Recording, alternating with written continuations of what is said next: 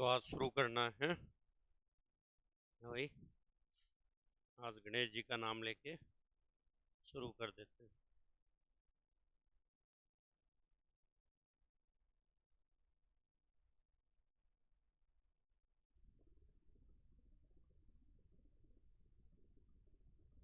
तुम्हारे वाला सिलेबस देना एक बार।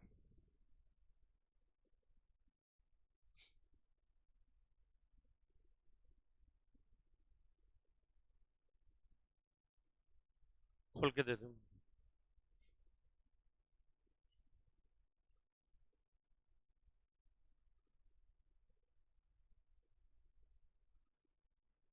बाद में ले लें। ठीक है, बॉन्डिंग हो गया, ऑर्गेनिक एल्केन हो गया, ऑप्टिकल हो गया, ज्योमेट्रिकल हो गया, conformational, cycloalkane, alkene, alkyne, arene, aromaticity. बैठ जाओ, बैठ जाओ, ले लेना ये। वैसे देखें तो फर्स्ट यूनिट यही है, सेकंड सेम ही है, थर्ड ये वाला पार्ट नहीं है, फोर्थ पूरी है। और एनालिटिकल में ये उठा करके सीधा वो ही डाल दिया, पुराने वाला ही, पहले दूसरी तीसरी चौथी। ठीक, ये मुझे ना जाते वक्त सेंड कर देना है ना। ठीक है, लिख दो पहले। पहले गणेश जी का नाम लिख लो जिससे अच्छा हुए। और ऑलमोस्ट पूरी ऑर्गेनिक भरी हुई है अब की बार, है ना। ऑलमोस्ट ऑर्गेनिक केमिस्ट्री ज़्यादा है भी। जो पास कोर्स बोलते हैं ना, उसके सेकंड सेमेस्टर में ऑर्गेनिक प्लस एक यूनिट या आधी यूनिट कह दो फिजिकल। ऑर्गेनिक की वैसे जब पुराना जब पढ़ाया करते थे ना, पुराना उसके हिसाब से 5 यूनिट सारी भरती इसमें। मतलब सिलेबस बड़ा है अब की बार, जो फर्स्ट सेमेस्टर का था ना उससे बड़ा सिलेबस है। और जो सेकंड सेमेस्टर ऑनर्स है, और ऑनर्स में ऑर्गेनिक तो है ही, प्लस साथ में क्या भर दी उसमें, एनालिटिकल भर दी। ठीक है, ये तो हो गई बात कि है क्या चीज। अब बात करते हैं यूनिट क्लासिफिकेशन। लिख लो पहले। यूनिट फर्स्ट, यूनिट फर्स्ट में आती है organic reaction mechanism, organic reaction mechanism and introductory introductory principle, introductory principle. इसमें है कार्बनिक अभिक्रियाओं की क्रियाविधि, कार्बनिक अभिक्रियाओं की क्रियाविधि, कार्बनिक अभिक्रियाओं की क्रियाविधि। और साथ में है क्या भाई, सिद्धांत, प्रारंभिक सिद्धांत, प्रारंभिक सिद्धांत। ठीक है, ये दिए गए फर्स्ट यूनिट। कहते हैं कि ये अगर आपको आ गया ना पूरा समझ में, ये लगभग 100 पेज के आसपास का है ये वाला, केवल ये। इसमें सारी ऑर्गेनिक की बेसिक भरी हुई है जो आपको आनी चाहिए, वो आती है पूरी ऑर्गेनिक आपके कब्जे में। थर्ड और फोर्थ सेमेस्टर में फिर ऑर्गेनिक आनी है, ठीक है ना। तो आप ऑर्गेनिक को कब्जे में रखो, और ये उसका बेसिक है, पहली यूनिट। और यूनिट सेकंड जो है उसमें है आइसोमेरिज्म, समावयवता। और वो भी एक टाइप की नहीं, सारी भर दी समावयवता, समावयवता। पहला है स्टीरियोकेमिस्ट्री, त्रिविम रसायन। पहला कौन सा है, त्रिविम रसायन, स्टीरियोकेमिस्ट्री। और दूसरा है इसका सेकंड पार्ट, कॉन्फ़िगरेशन, विन्यासी समावयवता, कॉन्फ़िगरेशन, विन्यासी समावयवता, विन्यासी समावयवता, कॉन्फ़िगरेशन। ठीक है, कॉन्फ़िगरेशन, विन्यासी समावयवता। और जो थर्ड इसका पार्ट है वो है कन्फर्मेशनल आइसोमेरिज्म, कन्फर्मेशनल आइसोमेरिज्म, और हिंदी में बोला जाता है संरूपणीय समावयवता, संरूपणीय समावयवता, कन्फर्मेशनल आइसोमेरिज्म।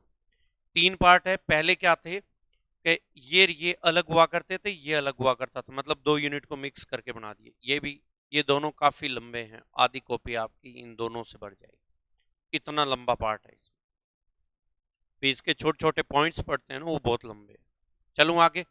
नेक्स्ट, ये तो हो गया आपका फर्स्ट और सेकंड यूनिट। अब आओ थर्ड यूनिट पर। अब आ जाओ क्या भाई, थर्ड यूनिट पर। हाँ, एक चीज और है इसमें, केवल पास कोर्स की बात करें तो इसमें एलिफेटिक हाइड्रोकार्बन हो रहे साथ में, मतलब उनकी रिएक्शंस है एलिफेटिक हाइड्रोकार्बन की, एलिफेटिक हाइड्रोकार्बन की रिएक्शंस है इसके अंदर। नाम लिख रखा है कि एलिफेटिक हाइड्रोकार्बन है, तो मतलब आपको पढ़ाना तो पूरा ही पड़ेगा ना। अगला नेक्स्ट यूनिट थर्ड आ जाओ। यूनिट थर्ड आओगे, उसमें है एरीन एंड एरोमेटिसिटी, एरीन और एरोमेटिसिटी, एरीन और एरोमेटिकता, एरीन व एरोमेटिकता, एरीन व एरोमेटिकता। ठीक। और इसमें पूरी बेंजीन से रिलेटेड पूरी टिका करके रिएक्शन भरी हुई, हद से ज्यादा। ये भी एरोमेटिक कंपाउंड का बेसिक भरा हुआ है इसमें, खूब रिएक्शन है इसमें। और अगला है यूनिट फोर्थ, जो पास कोर्स में तो है केमिकल काइनेटिक्स, और साथ में है जिसको अपन बोलेंगे experimental method of, experimental methods of kinetics, methods of kinetics. ये दो अलग अलग थी, दोनों कंबाइन करके लिख दिया। एक तो रासायनिक गतिकी होगी और साथ में क्या होगी, प्रायोगिक विधियां होगी, प्रायोगिक विधियां, एक्सपेरिमेंटल मेथड। ठीक।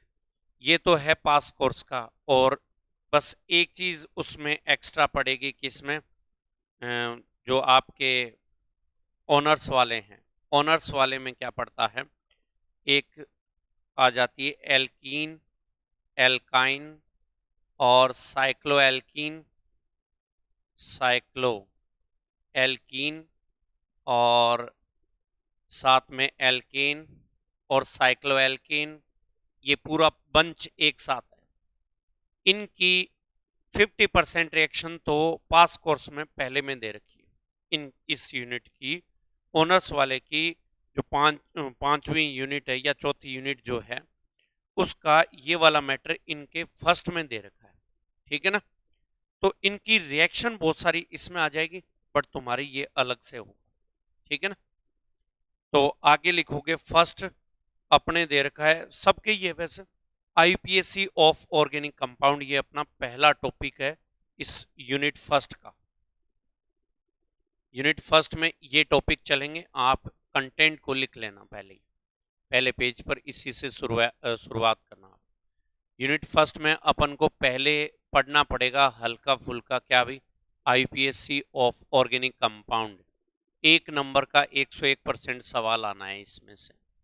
ठीक। सेकंड आपको मैं पढ़ाऊंगा क्या भी आगे, नेचर ऑफ, नेचर ऑफ, या ऐसे कह दूं डायपोल मोमेंट पढ़ाऊंगा इसमें, नेचर की बजाय ये सही रहेगा, डायपोल मोमेंट। द्विध्रुव आघूर्ण बोलते हैं हिंदी में इसको, क्या बोलते हैं, द्विध्रुव आघूर्ण बोला जाता है, डायपोल मोमेंट। और तीसरा अपन पढ़ेंगे इनके अंदर मैकेनिज्म, मैकेनिज्म्स और रिएजेंट्स, रिएजेंट्स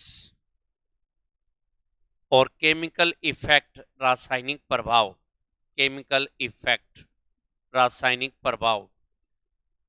ये चौथा टॉपिक हो गया, ये पांचवा हो गया। और फिर आ गया 6 नंबर का इंटरमीडिएट्स, मध्यवर्ती, इंटरमीडिएट्स, मध्यवर्ती। और फिर सातवां आ जाएगा organic product analysis, product analysis, कार्बनिक उत्पाद विश्लेषण। ये बड़े बड़े टॉपिकों के नाम लिखें बस, उत्पाद विश्लेषण। अब इसके जो एग्जाम्पल्स आएंगे ना वो है एलिफेटिक हाइड्रोकार्बन के।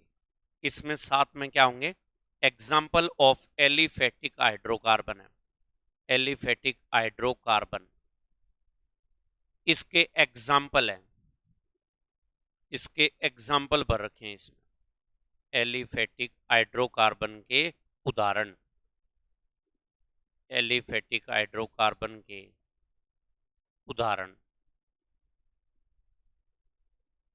ये बड़े बड़े टॉपिक का नाम लिखा हुआ है, बाकी छोटे छोटे टॉपिक इनमें खूब सारे हैं। जैसे इंटरमीडिएट 6 है तो 6 अलग टॉपिक बन गए, रिएजेंट 2 हैं 2 अलग टॉपिक बन गए, मैकेनिज्म है, मैकेनिज्म के 4 अलग टॉपिक बन गए, ठीक है। फिर 4 के फिर 4 और बन गए, इस तरह से, ठीक है ना। ये बड़े बड़े टॉपिकों के नाम लिखे हैं मैंने जो आपको आने चाहिए।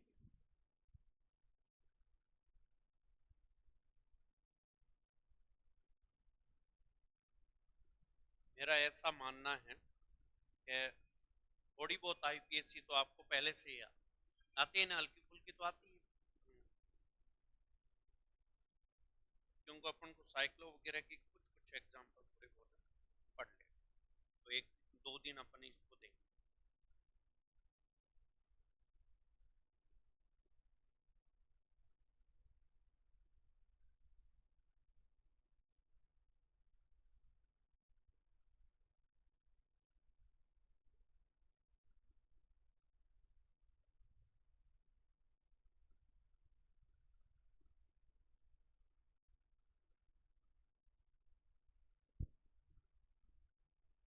चलें, फर्स्ट हेडिंग डालो, कार्बनिक यौगिकों के नामकरण। फर्स्ट हेडिंग डालोगे कार्बनिक यौगिकों का नामकरण, IPSC of organic compounds, IPSC of organic compounds,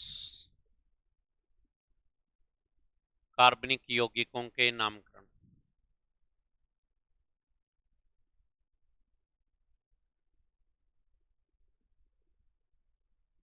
के नामकरण तो एक बार सुनना फिर एक साथ लिख लेना आप, है ना। एक बार सुनिए, आईपीएससी का पूरा नाम आप अच्छे से जानते हो, क्या बोलते हैं इसको, international union of pure and applied chemistry. ये तो है इसका पूरा नाम। और इसका जो मुख्यालय है वो 2-3 जगह, पहले तो एक हुआ करता था जिनेवा में, अब 2-3 जगह खुल गए, कई जगह डाल दिए हुए, उस छोटे छोटे सेंटर होते हैं ना, ब्रांचेस, वो कई जगह डाल दिए। आईपीएससी का काम क्या होता है, जो भी कंपाउंड रिसर्च करते हैं अपन, उसके दौरान जो भी कंपाउंड्स नए बनाते हैं उनको अप्रूवल देना भी, हाँ ठीक है ये आगे से इस नाम से जाना जाएगा। आते हैं ना साइंटिस्ट लोगों ने ये डिस्कवरी की और इसका नाम ये रहेगा, ये नाम जो देते हैं ना फाइनल करने वाला, वो कौन होता है, आईपीएससी। पूरी केमिस्ट्री और ऐसे कहूँ पूरी साइंस को कंट्रोल करने वाला कौन है, आईपीएससी, ठीक है ना। आगे नेक्स्ट, जब अपन आईपीएससी का नाम लिखते हैं, कंपाउंड का नाम लिखते हैं तो इस तरीके से लिखा जाता है। उसका मैं पहले फॉर्मूला बता रहा हूँ आईपीएससी लिखने का, ठीक है ना। वो फॉर्मूले के अकॉर्डिंग आप किसी का भी नाम लिख सकते हो। सबसे पहले तो बच्चे को क्या लिखने हैं, सब्स्टिट्यूएंट, सब्स्टिट्यूएंट की पोजीशन, सब्स्टिट्यूएंट की पोजीशन, प्रतिस्थापी की स्थिति लिखनी। क्या लिखनी है, प्रतिस्थापी की स्थिति। स्थिति का मतलब होता है 1 2 3 4 किस पे जुड़ा हुआ है वो, ठीक। फिर उसके बाद में प्रतिस्थापी का नाम लिखोगे आप लिखोगे प्रतिस्थापी का नाम, और इंग्लिश वाले बच्चे बोलते हैं नेम ऑफ सब्स्टिट्यूएंट लिखोगे, नेम ऑफ सब्स्टिट्यूएंट, प्रतिस्थापी का नाम लिखोगे, और फिर इसके बाद में वर्ड रूट लिखोगे आप, वर्ड रूट, ठीक है ना, जिसको हिंदी में बोलते हैं शब्द मूल, वर्ड रूट। वर्ड रूट के बाद में आप लिखोगे प्राइमरी सफिक्स, प्राइमरी सफिक्स लिखोगे, प्राथमिक अनुलग्न, प्राथमिक अनुलग्न, प्राइमरी सफिक्स। फिर आता है सेकंड नाम किसका, सेकेंडरी सफिक्स, सेकेंडरी सफिक्स, द्वितीयक अनुलग्न, सेकेंडरी सफिक्स। प्राइमरी सफिक्स जो होते हैं वो फिक्स होते हैं, इन, आइन, एन, इनको अपन क्या बोलते हैं, प्राइमरी सफिक्स बोलते हैं, प्राथमिक अनुलग्न बोलते हैं। जो सेकेंडरी सफिक्स है, जैसे ओइक एसिड है, एल्डिहाइड के लिए एल लिखते हैं, सल्फोनिक एसिड के लिए सल्फोनिक एसिड लिखते हैं, साइनाइड के लिए नाइट्राइल लिखते हैं, वो क्या कहलाते हैं, सेकेंडरी सफिक्स कहलाते हैं। अब आती है बात, ये सब्स्टिट्यूएंट होता क्या है, सब्स्टिट्यूएंट क्या होता है, तो सब्स्टिट्यूएंट का मतलब होता है वो ग्रुप जो गिनती के दौरान यूज में नहीं लिया जाता। तो अपन कहेंगे वे समूह, वे समूह जो श्रृंखला की, कार्बन की, श्रृंखला के कार्बन की गिनती के दौरान, गिनती के दौरान, काउंटिंग के दौरान, नेमिंग के दौरान, उपयोग में नहीं लिए जाते हैं, उपयोग में नहीं लिए जाते हैं,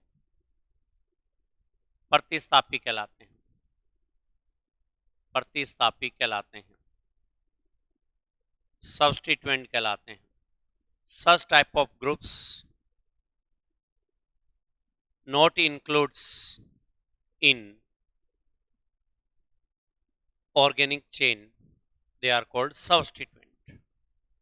जैसे एक कोई श्रृंखला है और गिनती हमेशा कंटिन्यू होती है, कंटिन्यू का मतलब लगातार चलेगी, आपस में जुड़ी हुई चलेगी, जैसे 1 2 3 इस तरह से जा सकता हूँ, 1 2 3 इस तरह से जा सकता हूँ। कुछ भी कर लो, एक कार्बन गिनती से बचेगा, बचेगा कि नहीं बचेगा, बचेगा ना। तो इसको मान लो इस तरह से अपन गिनती कर रहे हैं 1 2 3, ये क्या कहलाएगा, प्रतिस्थापी, बच गया ना। तो ये क्या कहलाएगा, सब्स्टिट्यूएंट कहलाएगा, प्रतिस्थापी कहलाएगा, सब्स्टिट्यूएंट या प्रतिस्थापी, कोई दिक्कत थोड़ी ना होगी इसमें। अब आगे चलते हैं, फिर बच्चे को पता होना चाहिए वर्ड रूट क्या है। तो आपको बहुत अच्छे से याद है वर्ड रूट का मतलब क्या है, शब्द मूल। ये कार्बन की संख्या पर निर्भर करता है, depends on number of carbon atom, depends on number of carbon atom, carbon परमाणु की संख्या पर निर्भर करता है, नंबर ऑफ कार्बन एटम्स। जैसे आप अच्छे से जानते हो, मुझे विश्वास है आपको ये पता है, एक कार्बन हो तो क्या बोलते हैं, मैथ, और 2 होते हैं तो क्या बोलते हो, एथ, बोलते हो कि नहीं। 3 होता है तो अपन बोलते हैं प्रोप, और अगर कार्बन 4 होते हैं तो क्या बोलते हो, ब्यूट, और 5 होते हो तो क्या बोलते हो आप, पेंट, और 6 होते हैं तो क्या बोलते हो आप, हेक्स, और 7 होते हैं तो क्या बोलते हो आप, हेप्ट, और अगर 8 होते हैं तो क्या बोलते हो आप, ऑक्ट, 9 होते हैं तो क्या बोलते हो, नॉन, और 10 होते हैं तो आप क्या बोलते हो, डेक, और 11 होते हैं तो क्या बोलते हो, अनडेक, और 12 होते हैं तो क्या बोलते हो, डोडेक। ठीक है ना, याद रह जाएगी बातें। अब इसके बाद में बच्चे को पता होना चाहिए एल्काइल सब्स्टिट्यूएंट किस तरीके से लिखे जाते हैं। क्या कह रहा हूं मैं, एल्काइल सब्स्टिट्यूएंट, एल्किल प्रतिस्थापी, alkyl substituent, alkyl substituent, alkyl प्रतिस्थापी किस तरीके से लिखे जाते हैं। एल्किल प्रतिस्थापी किस तरीके से लिखे जाते हैं? सुनो, एल्केन में से आप एक हाइड्रोजन हटा दो तो क्या बन जाता है? एल्काइल। बोलो क्या बोला मैंने? एल्केन में से एक हाइड्रोजन अगर हटा देते हैं तो बनने वाला जो ग्रुप होगा उसको अपन क्या बोलते हैं? एल्काइन। ठीक, एल्काइल। वाई एल पहचान है, ध्यान रखना। मैंने लिखा CH4, ये CH4 है, एक हाइड्रोजन हटा दिया तो हटाते ये बन जाएगा CH3 और इसका नाम क्या होगा? मिथाइल। क्या नाम होगा? मिथाइल। नाम के लास्ट में क्या आ रहा है? YL। कोई तकलीफ तो नहीं है? अब आगे एक चीज और याद रखना आप, डिग्री ऑफ कार्बन एटम और याद रखना। Degree of carbon atom, carbon परमाणुओं की डिग्री भी पता होनी चाहिए बच्चे को। कार्बन परमाणु की डिग्री देखो कैसे होती। CH3 लिखा हो मिले तो उसकी डिग्री कितनी होती है? 1 डिग्री। और CH2 लिखा हुआ हो ऐसे तो इसकी डिग्री कितनी होती है? 2 डिग्री। और CH ऐसे लिखा हुआ हो तो इसकी डिग्री कितनी होती है? 3 डिग्री। कोई तकलीफ थोड़ी ना इसमें। और C लिखा हुआ मिल जाए इस तरीके से तो इसकी डिग्री कितनी होती है? 4 डिग्री। याद रह जाएगी। अब 3 डिग्री पर जो हाइड्रोजन है, इसके ऊपर जो हाइड्रोजन है उनको अपन क्या बोलेंगे? 1 डिग्री हाइड्रोजन बोलेंगे। इस पर जो हाइड्रोजन है उनको अपन क्या बोलेंगे? 2 डिग्री हाइड्रोजन बोलेंगे। कोई तकलीफ नहीं। इस पर जो हाइड्रोजन है 3 डिग्री हाइड्रोजन बोलेंगे। 4 डिग्री हाइड्रोजन होते ही नहीं है। समझ गए?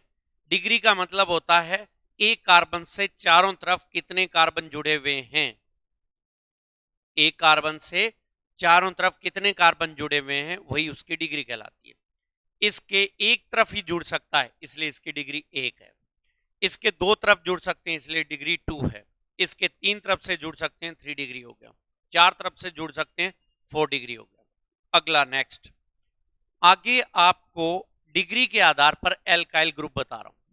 जैसे मैंने लिखा CH3 और CH3, बताओ इसको अपन प्यार से इथेन के नाम से जानते हैं कि नहीं जानते? जानते हो ना इथेन। अब इसमें से दोनों एक जैसे ही कार्बन है, 1 डिग्री कार्बन है। ये भी 1 डिग्री है और ये भी कैसा है? 1 डिग्री। हाइड्रोजन हटाओ, हाइड्रोजन हटाते ही ये जो बनेगा उसका नाम क्या होगा? इथाइल। क्या नाम होगा? इथाइल नाम होगा, क्योंकि एक ही जैसे कार्बन है, कहीं से ही निकाल लो। अगला एग्जाम्पल जैसे मैं ले तो उसमें 2 टाइप के कार्बन हैं। एक तो ये 1 डिग्री है और ये भी 1 डिग्री है और ये कैसा है? 2 डिग्री। बात समझ में आ गई? अगर 1 डिग्री से हाइड्रोजन हटा देते हो, 1 डिग्री से हाइड्रोजन हटा देते हो तो क्या बोलोगे? CH3, CH2 और CH2। और इसको अपन क्या बोलते हैं? N propyl. सर N क्यों लिखा? N नॉर्मल, स्ट्रेट, सीधा, फॉरवर्ड। समझ में आ गई बात? अगर यहां 2 डिग्री हाइड्रोजन अपन हटा देते हैं तो अपन क्या कहेंगे? CH3 और CH और ये लीजिए CH3 और इसको अपन क्या बोलते हैं? आइसोप्रोपाइल बोलते हैं। क्या बोलते हैं इसको? आइसोप्रोपाइल बोलते हैं। बताओ बात समझ में आ गई क्या? कोई तकलीफ नहीं है। अगला आइसो वर्ड इसके मतलब आइडेंटिफिकेशन है कि CH के ऊपर 2 CH3 जुड़े हुए, ये ध्यान रखना। ठीक है ना? अगला नेक्स्ट मैंने लिखा है CH3 और CH2 और CH2 और ये लीजिए CH3। इसमें ये 1 डिग्री है, ये 2 डिग्री है, ये भी 2 डिग्री है, ये 1 डिग्री है। क्लियर? 1 डिग्री से एक हाइड्रोजन हटा दो, 1 डिग्री से एक हाइड्रोजन हटाओ तो ये बनेगा CH3, CH2 और CH2 और ये लीजिए CH2। फ्री वैलेंसी छोड़ दी मैंने, एक हाइड्रोजन हटा चुका हूं। नाम है इसका N butyl. Sir N butyl क्यों लिखा? क्योंकि इसका नाम क्या है? ब्यूटेन। कोई तकलीफ थोड़ी ना होगी इसमें। आगे अब इसके क्या करते हैं? 2 डिग्री कार्बन से हाइड्रोजन निकालते हैं, 2 डिग्री से हाइड्रोजन निकालते हैं, 2 डिग्री हाइड्रोजन रिमूव करता हूं तो ये बनेगा CH3 और CH और ये लीजिए CH2, CH3। क्या एक कार्बन पर 2 CH3 दिख रहे हैं? एक कार्बन पर 2 CH3 दिख रहे हैं इसमें? नहीं दिख रहे। इस CH पर इधर CH3 और इधर क्या है? CH2। तो ये आइसो नहीं है, तो इसका नाम क्या है? सेकेंडरी। 2 डिग्री को सेकेंडरी बोलते हैं और आगे क्या लिख देंगे? ब्यूटाइल। कोई तकलीफ? पक्का? अब सुनो, इसका एक आइसोमर है। सर आइसोमर क्या होता है? स्ट्रक्चर चेंज हो जाएगी, मास ये रहेगा, कार्बन भी इतने ही रहेंगे, हाइड्रोजन भी इतने ही रहेंगे। जैसे मैंने लिखा है CH3CH और CH3 और CH3। कार्बन कितने इसमें? इसमें कार्बन कितने? 4। कितने कार्बन है? 4। हाइड्रोजन कितने इसमें? 10। इसमें हाइड्रोजन कितने? 10। बराबर है, सब कुछ बराबर है, केवल स्ट्रक्चर वो सीधी है, ये साकित है। इनको क्या बोलते हैं? समावयव। क्या बोलते हैं? समावयव बोलते हैं, आइसोमर बोलते हैं। ये 1 डिग्री हाइड्रोजन है, ये 1 डिग्री हाइड्रोजन है, ये 3 डिग्री है, और ये कौन है? 1 डिग्री है। क्लियर है इतनी बात? कोई दिक्कत नहीं।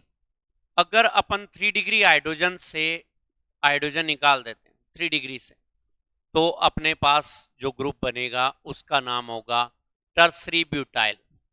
3 डिग्री को अपन क्या बोलते हैं? टर्सरी बोलते हैं, और हिंदी में कहा जाता है तृतीयक। ठीक है, टर्सरी ब्यूटाइल। क्लियर है बात? अगर इसके 1 डिग्री हाइड्रोजन से एक हाइड्रोजन हटा दें 1 डिग्री कार्बन से, तो ये बनेगा CH2 और CH, और ये CH3, और ये लीजिए CH3। क्लियर? कोई दिक्कत थोड़ी है। ये 1 डिग्री हाइड्रोजन से हटा है, देखो एक कार्बन पर 2 CH3 दिख रहे हैं क्या? तो इसका आइसो जोड़ दूं। कितने कार्बन है टोटल? 4। तो नाम क्या हो जाएगा? Iso butyl. बताओ बात समझ में आ गई क्या? एकदम कोई दिक्कत नहीं है। आ जाओ और बताता हूँ। 5 कार्बन का मैं बता के देता हूँ, 6 कार्बन का आप खुद करोगे। ठीक है, तरीका बता दिया आपको, इस तरीके से होगा। आगे नेक्स्ट 5 कार्बन का और बताता हूँ। ये लीजिए 5 कार्बन में अपन कहेंगे CH3 और CH2 और CH2 और CH2, और ये लीजिए CH3। इसको प्यार से नॉर्मल पेंटेन के नाम से जाना जाता है, हाँ या ना? कोई तकलीफ नहीं है। इसमें 1 डिग्री और ये 2 डिग्री, ये भी 2 डिग्री है, ये भी 2 डिग्री, और ये 1 डिग्री। अगर अपन 1 डिग्री हाइड्रोजन हटा देते हैं तो क्या बनेगा? ये बन जाएगा CH3 और CH2 और CH2, और ये लीजिए CH2 और CH2। इसका नाम क्या होगा? Normal pentyl. क्या नाम होगा?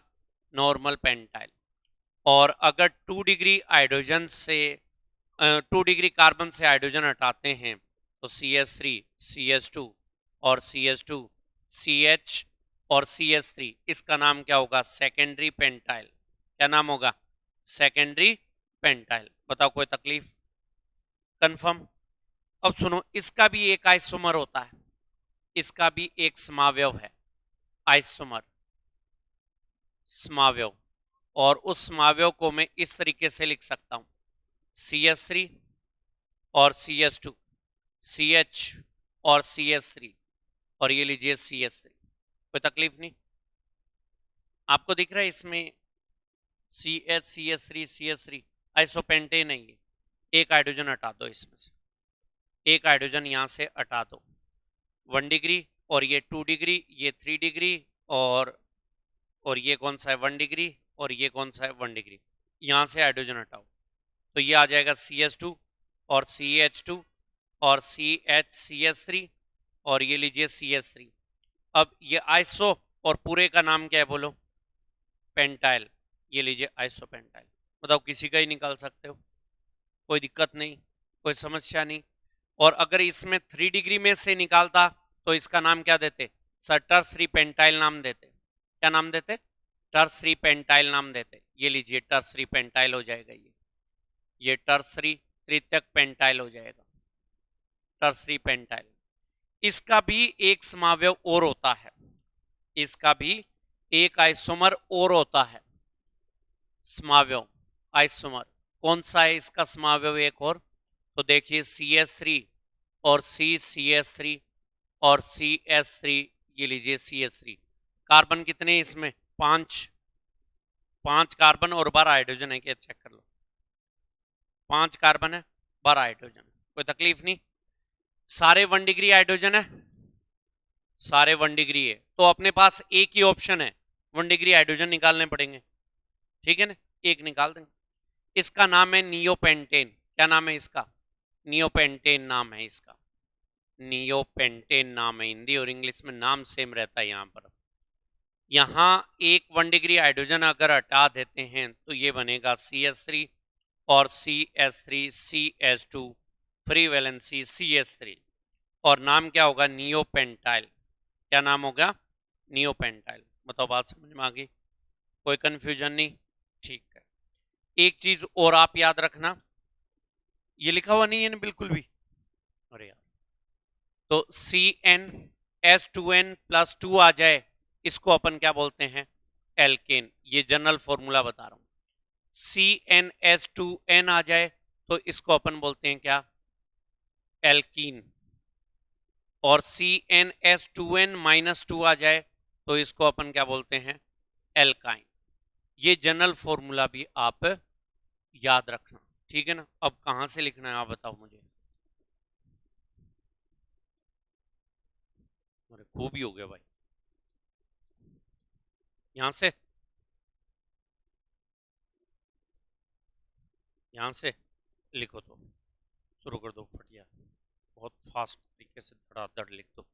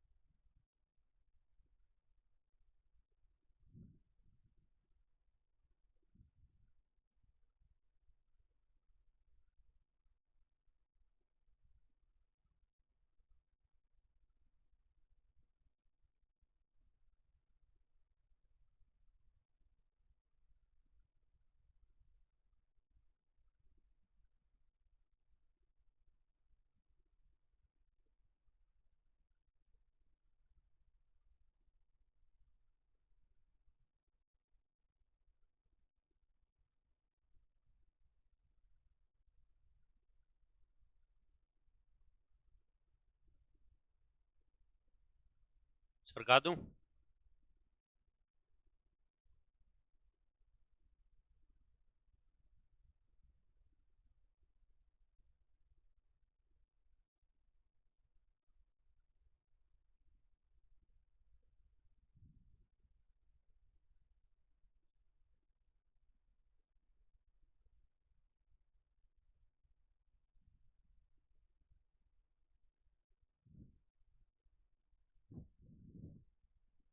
ये हो गया पूरा। ये लो।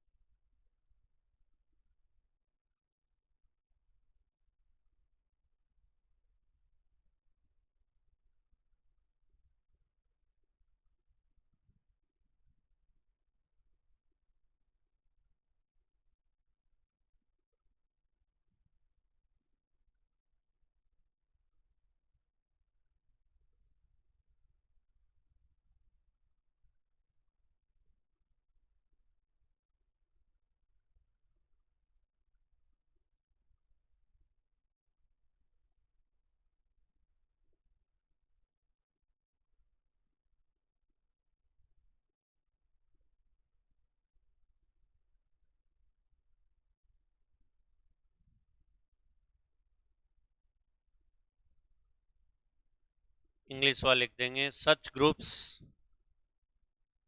Are not include in carbon chain, they are called substituents, they are called substituents।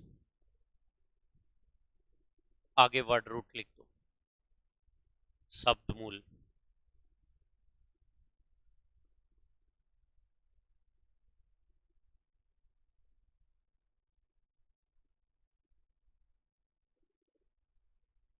और इसमें लिखा हुआ है शब्द मूल कार्बन की संख्या पर निर्भर करता है। क्या लिखा हुआ है? शब्द मूल कार्बन की संख्या पर निर्भर करता है।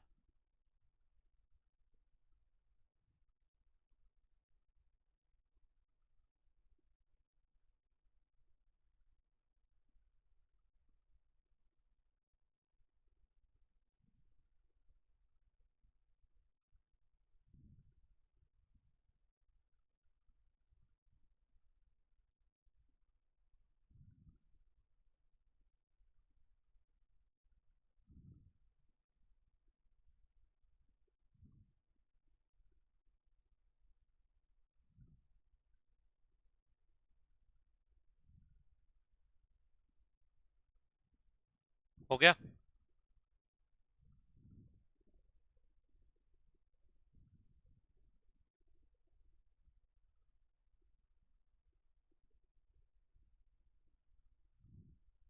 आगे लिख दो एल्किल प्रतिस्थापी, एल्काइल सब्स्टिट्यूएंट।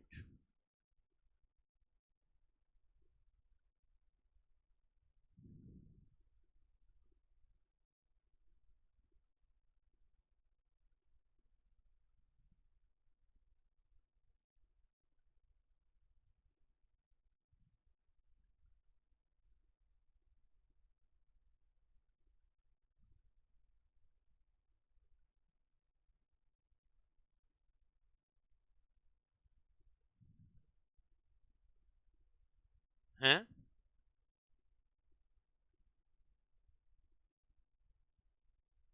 समझा नहीं, क्या कह रहा है? एल्किल प्रतिस्थापी। हाँ, एल्किल प्रतिस्थापी, एल्कीन नहीं है। एल्काइन कहां से आ गया? Alkyl, ALKYL, alkyl. इसको इंग्लिश में एल्काइल आइल बोला जाता है और हिंदी में अपन लिखते हैं एल्किल। ठीक है ना?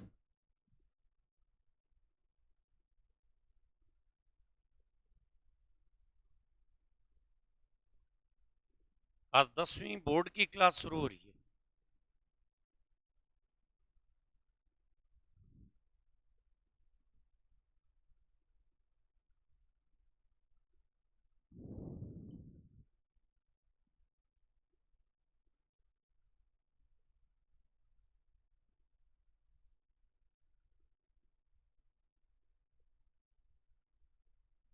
हो गया?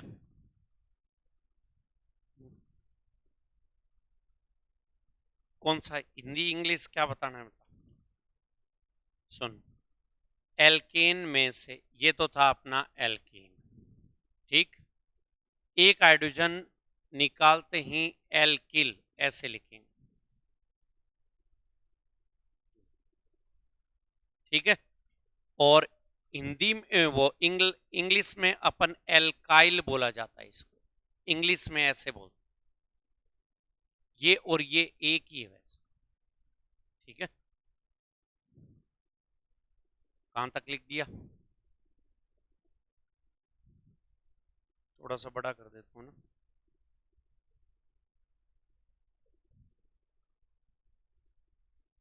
लिख दो फटाफट।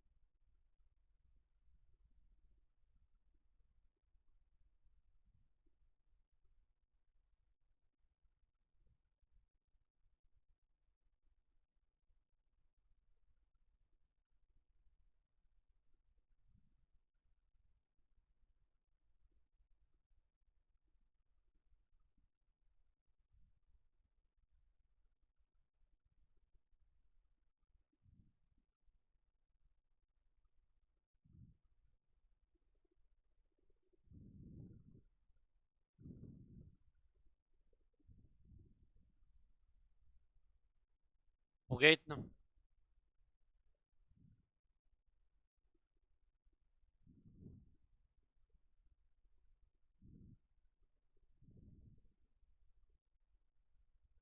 सरका दूंगे उधर? कहाँ तक?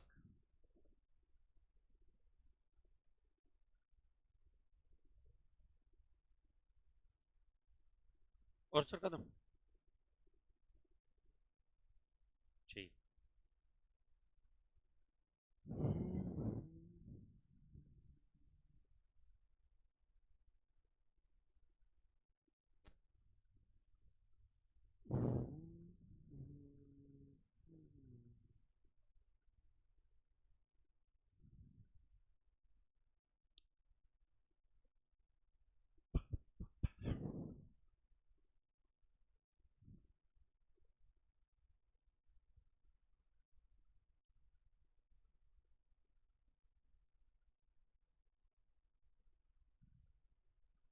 हो जाए?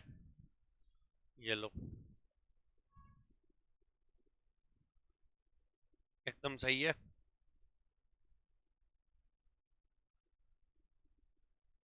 सही है ना? छाप दो।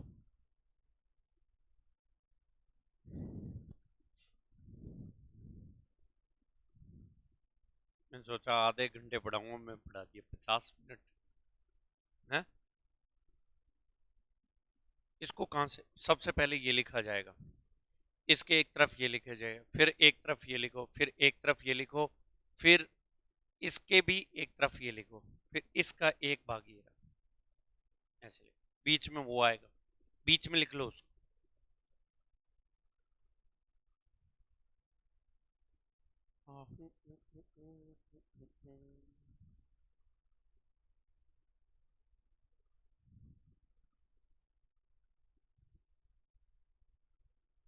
हमारी झलक सबसे अलग।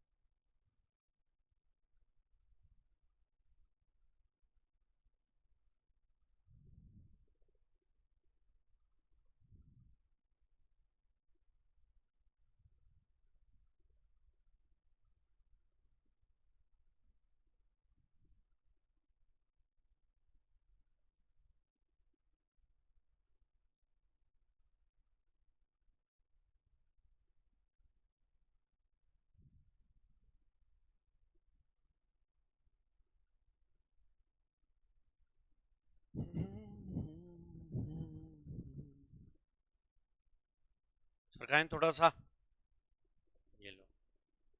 और अब लिख दो सवाल जो आप खुद करके लाओगे, उसके आइसोमर भी थोड़ा दिमाग लगा के आप बना सकते हो।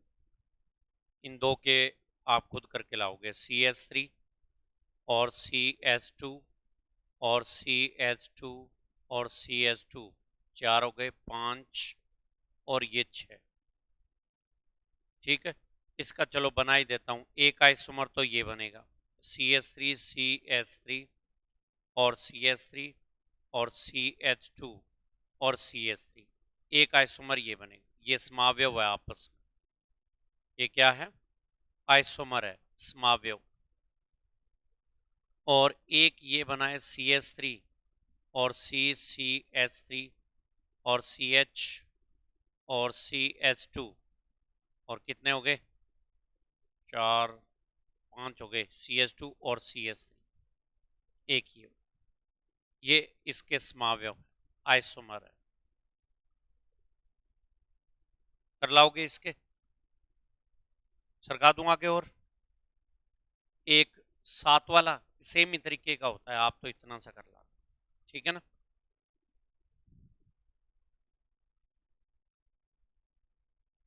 तो आज इतना ही करते हैं, बेसिक बातें आपको बता दी। कल मैं आपको सफिक्स भी लिखवा दूंगा। कल मेन टॉपिक शुरू कर देंगे अपन। मेन टॉपिक का मतलब हो गया इंट्रोडक्टरी प्रिंसिपल जो हैं वो शुरू कर दूंगा, जिसमें डायपोल मोमेंट की जरूरत भी पड़ती है, स्ट्रक्चर कैसी होनी चाहिए, बॉन्ड कैसे तोड़ेंगे, ये चीज़ें अब शुरुआत होगी अपनी कल से, ठीक है ना। टाइमिंग यही 9 बजे की है ना। एक तुम्हारे साथ का संजय सैनी नाम से, जानता है ना? है, बात हुई थी।